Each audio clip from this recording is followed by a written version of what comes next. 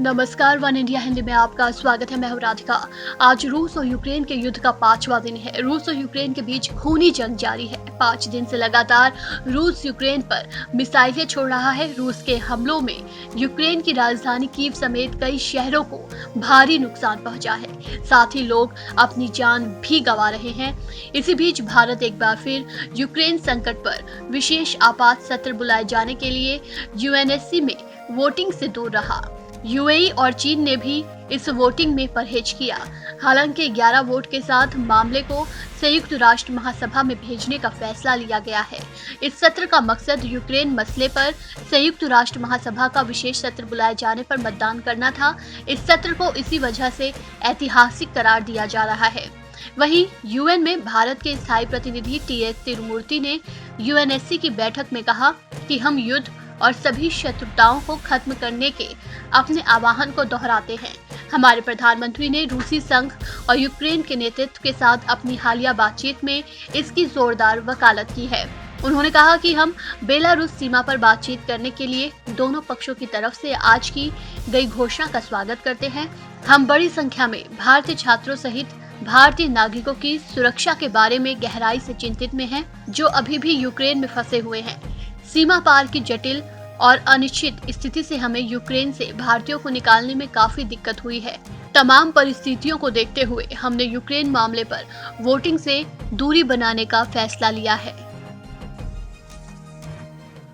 Mr. President, it is regrettable that the situation in Ukraine has worsened further since the Council last convened on this matter.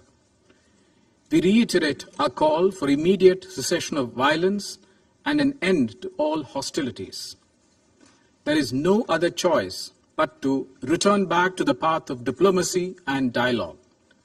Our Prime Minister has advocated this strongly in his recent conversations with the leadership of the Russian Federation and Ukraine. In this regard, we welcome today's announcement by both sides to hold talks at the Belarus border.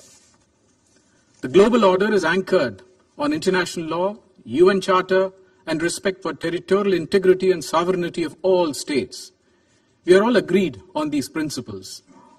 We continue to be deeply concerned about the safety and security of Indian nationals, including a large number of Indian students who are still stranded in Ukraine. Our evacuation efforts have been adversely impacted by the complex and uncertain situation at the border crossings. It is important to maintain an uninterrupted and predictable movement of people. It is an urgent humanitarian necessity that must be immediately addressed. Taking into consideration the totality of circumstances, we decided to abstain. Thank you. UNSC में भारत रूस के खिलाफ voting से परहेज कर रहा है। ऐसे में यूक्रेन में फंसे कुछ भारतीय छात्राओं ने बताया कि पोलैंड के साथ यूक्रेन के बॉर्डर पर उनके साथ अभद्रता की गई। चिलचिलाती ठंड में उन्हें रखा गया और खाने पीने या रहने की जगह भी नहीं दी जा रही है। ऐसा इसलिए क्योंकि भारत की तरफ से सुरक्षा परिषद में रूस का विरोध नहीं किया जा रहा है। इस खबर में फिलहाल इतना ही। तमाम अपडेट्स के लिए बने रहिए वन इंडिया के साथ।